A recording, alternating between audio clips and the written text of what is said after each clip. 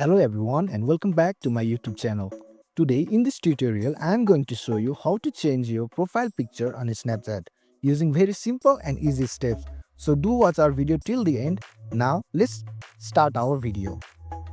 At first you have to be on your home screen and select Snapchat. Make sure you are already logged into your account. Now tap on your profile, then you have to select settings. Then you can see the menu of bead emoji, click on it. On your screen, you can see three options to change your profile. At first, you can see change my outfit. In this option, you can choose various outfits for your emoji, such as glasses, t-shirts, pants. There are various options. You can choose any one from it. The second option is of edit my bitmoji.